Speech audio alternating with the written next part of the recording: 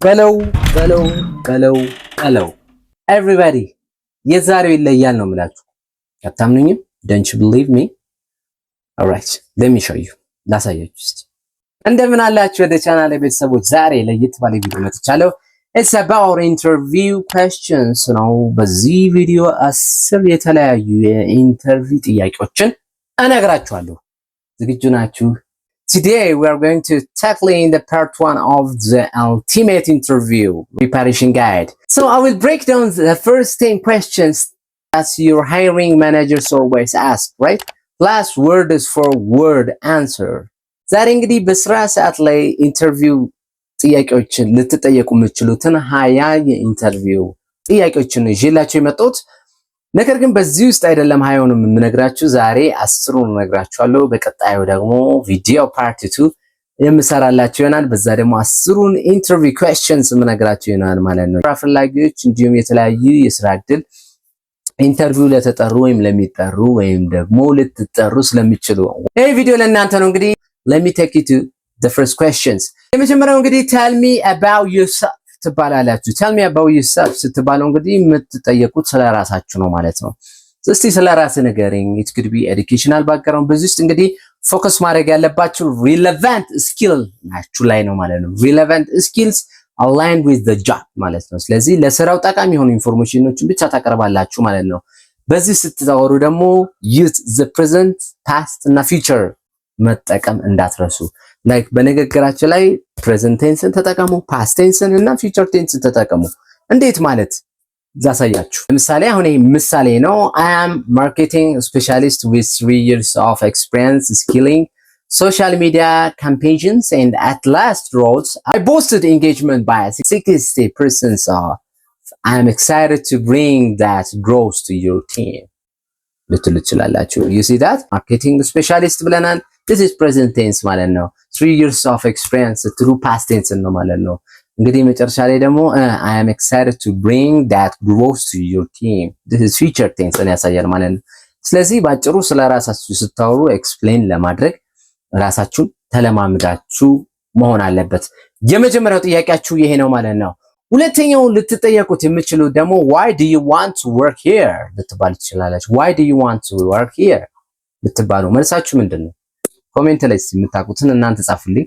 እዚህ ጋር እንግዲህ እየተጠየቀን ያለነው ምንድነው? why do you want to work here እዚህ ካምፓኒ ወይም እዚህ መስሪያ ቤት ለምን መስራት ፈለክ ነው ጥያቄው። ስለዚህ research the company's mission, value, recent projects ማለት ነው።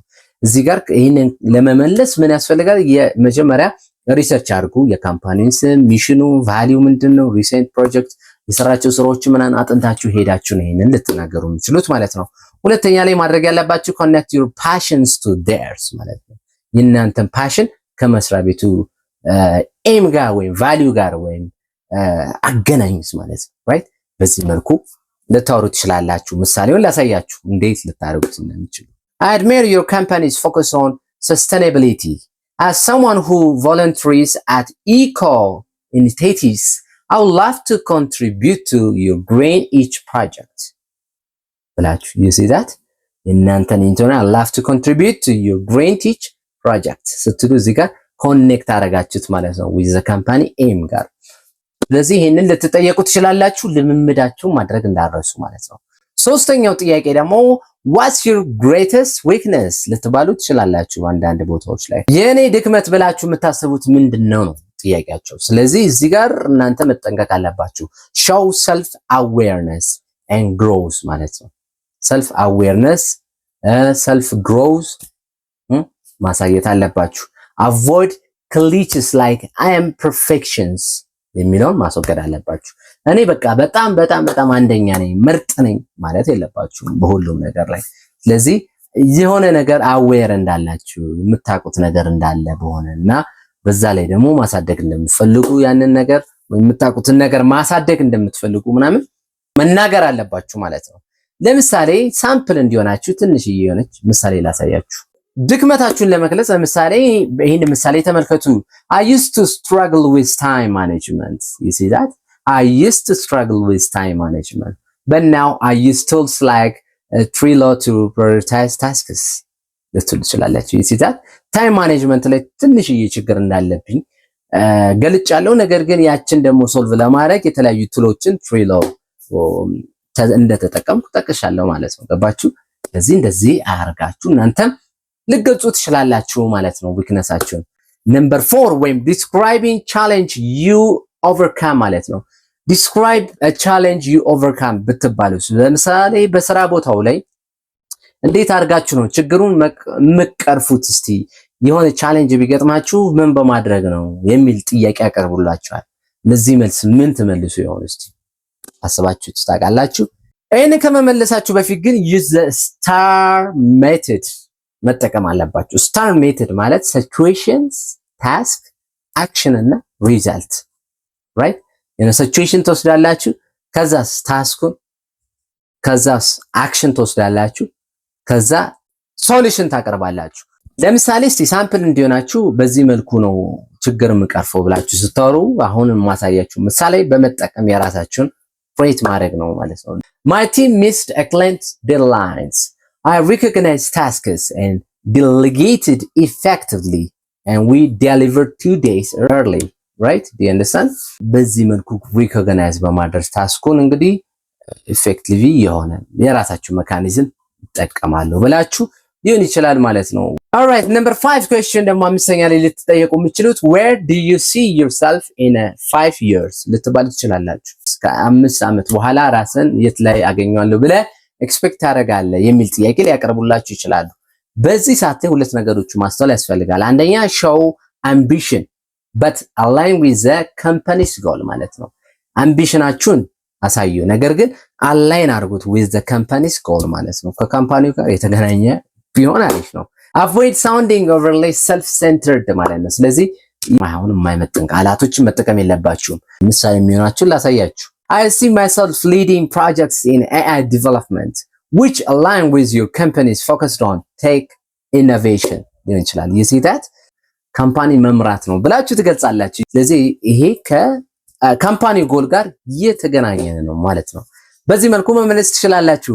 ነምበር 6 ደግሞ how do you handle stress ሊሆን ይችላል። how do you handle stress በስራ ላይ ለሚፈጠር ስትረስ እንዴት አድርገህ ነው ማኔጅ ልታረገው የምትችለው ወይም እንዴት አድርገህ መቆጣጠር ወይም ሃንድል እንዴት ልታረጉ ትችላለህ የሚል ጥያቄ ልትጠየቁ ትችላላችሁ። መልሳችንን በዚህ መልኩ ከማቅረባችን በፊት ግን ሁለት ነገሮች ማስተዋል ያስፈልጋል። አንደኛ highlights healthy coping mechanisms healthy coping mechanismዎችን መጠቀም በጣም ጤናማ የሆኑ ሜካኒዝሞችን መጠቀም እንዳለባችሁ ማስተዋል አለባችሁ። ሌላ ደግሞ prove your stay calm under pressure ማለት ነው right? calm ሆናችሁ ተረጋግታችሁ ስሜታችሁ ማንጸባረቅ እንዳለባችሁ መረዳት አለባችሁ ማለት ነው። ለምሳሌ በዚህ መልኩ ልትመልሱ ትችላላችሁ። I prioritize tasks and take short break to recharge ትላላችሁ። I prioritize tasks and take short breaks to charge ትችላላችሁ። ስለዚህ የሆነ እረፍት ወስጄ ራሴን ለማረጋጋት እሞክራለሁ ልትሉ ትችላላችሁ። የራሳችሁን ነገር ብቻ ልታቀርቡ ትችላላችሁ ማለት ነው። Number 7 is why are you leaving your current job? what does mean የቀደመ ስራችሁን ለምንድን ነው የለቀቃችሁት የሚል ጥያቄ ሊያቀርቡላችሁ ይችላሉ ማለት ነው። በዚህ ሰዓት ላይ እናንተ say positive and no bad nothings right? ምንም አይነት መጥፎ ነገር የለውም፣ ግራ እንዳይገባችሁ በዚህ ሰዓት ላይ እንደዚህ አይነት ጥያቄ ስትጠየቁ። ሌላው ደግሞ focused on growth not grievance ማለት ነው። so you have to focus on the growth ላይ ማተኮር አለባችሁ። እድገትን ያተኮረ መሆን አለበት ማለት ነው። ወይም ለማደግ እንደሆነ ተስፋ እንዳላችሁ ማሳየት አለባችሁ ማለት ነው። ለምሳሌ እስቲ ምሳሌ የሚሆናችሁን ላሳያችሁ። I'm looking to grow in ብላችሁ እዚህ ደረጃ ላይ ማደግ ፈልጌ ነው ትላላችሁ። ያችን ስፔሲፊክ ስኪላችሁን ታስቀምጣላችሁ። በምን በዚህ ኢንዱስትሪ ላይ ብላችሁ ኢንዱስትሪያችሁን ታስቀምጣላችሁ። and this role aligns perfectly with their goals ትላላችሁ። I'm looking to grow in በዚህ ስፔሲፊክ ላይ ማደግ ፈልግ ነበረ ግን አልቻልኩም። ስለዚህ እዛ ደረጃ ላይ ደርሼ ቢሆን ኖሮ ከኔ አቅሙ ከኔ ጋር የተጣጣመ ይሆን ነበረ ብላችሁ ሐሳባችሁን እንደ ምሳሌ ታስቀምጣላችሁ ወይም ትገልጻላችሁ ማለት ነው። right good number 8 is what's your work style ልትባሉ ትችላላችሁ። ብዙ ጊዜ አንዳንዴ ማለት ነው what's your work style ተብላችሁ ልትጠይቁ ትችላላችሁ። work styleአችሁ ምንድን አይነት ነው እናንተ? match your answers to the company's culture ማለት ነው። ስለዚህ ወይም ሪሰርች በማድረግ ይሄን ማግኘት ትችላላችሁ። ከካምፓኒው ካልቸር ጋር የእናንተን መልስ እንዲስማማ ለማድረግ ጥረት ማድረግ አለባችሁ። ጎግል በማድረግ የካምፓኒውን ኤሙን ቫልዩን ብዙ ነገሩን በማወቅ ስለዚህ ወርክ ስታይሉ ምን አይነት ሊሆን የእናንተ ወርክ ስታይል ምን አይነት መሆን እንዳለበት ልትገምቱ ትችላላችሁ ማለት ነው። and also use examples to provide flexibility, right?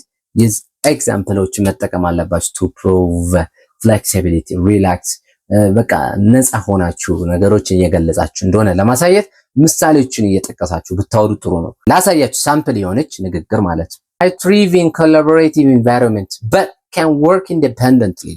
For example, I lead a remote team using ላችሁ some name ለምሳሌ I lead teams using Slack and Asana ልትሉ ይችላላችሁ ማለት ነው። So collaborative environment ይመቸኛል but can work independently ደግሞ ስኬታማ ያደርጋል፣ የተለያዩ ቡድኖችን እንዲመሩ ያደርጋል። ስለዚህ በዚህ አይነት መልኩ it's my type of style ልትሉ ይችላላችሁ ማለት ነው። ወደ 9ኛው ልስለዳችሁ number 9 is what's your greatest achievement ልትባሉ ትችላላችሁ። what's your greatest achievement ስትባሉ ሰርታችሁት የነበረ achievement ካለ ሌላ ትላልቅ ነገሮችን ሰርታችሁ ከሆነ እስቲ ምንድነው ያንተ achievement ነገርን ብትባሉ use quantifiable result መጠቀም አለባችሁ። ሊቆጠር ወይም ሊታይ ወይም የሚችል ነገር quantified የሆነ ማለት ነው። pick an achievement relevant to the job ማለት ነው። እዚህ ጋር ዝም ብላችሁ እንደዚህ ሳይሆን ለስራው ጠቃሚ ሊሆን የሚችል achievement ካላችሁ እሱን ብቻ መርጣችሁ ማውራት ይኖርባችኋል። ለምሳሌ ትንሽዬ ንግግር ሳምፕል ላሳያችሁ።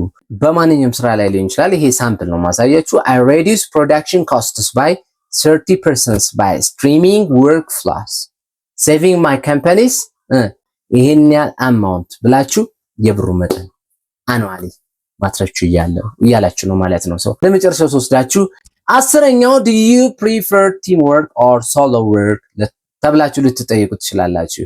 do you prefer teamwork or solo work ብትባሉ መልሳችሁ ምንድነው? እዚህ ጥያቄ ላይ ማድረግ ያለባችሁ show adaptability ነው። እዚህ ጋር adaptability እንዳላችሁ ከenvironment ጋር ማሳየት መቻል አለባችሁ። and avoid extremes like I hate ወይም team work ማለት የለባችሁ ወይም extreme የሆነ ነገር ማሳየት የለባችሁ። በጣም ነው የምጠላው በጋራ መስራት ወይም በግል መስራት በጣም ነው የምጠላው የሚል ቃላቶችን መጠቀም የለባችሁም። በቀላሉ ስሙዝ በሆነ መልኩ በዚህ መልኩ መግለጽ ትችላላችሁ። I enjoy both. For example, I collaborate on group projects in my last role, but also managed all solo client accounts ልትሉ ትችላላችሁ። right? both ይመቹኛል collaborating on group projects in my last roles, but also managed solo clienting accounts ሁለቱም ይመቹኛል የሚል ንግግር ነው ማለት ነው። በዚህ አይነት ስታይል የእናንተን ንግግር ማቅረብ ግድ ይላል ማለት ነው። do you understand? Very good. This is all about today's video ማለት ነው. I'm telling you 10 questions that your hiring manager could ask. 10 እንግዲህ የተለያዩ የማናጀራችሁን ወይም ቀጣሪያችሁን ሊጠይቃችሁ የሚችሉ 10 ጥያቄዎችን በዛሬ በፓርት 1 ቪዲዮ አሳይቻችኋለሁ ማለት ነው። ይሄንን ይመስላል ግን አልጨረስንም።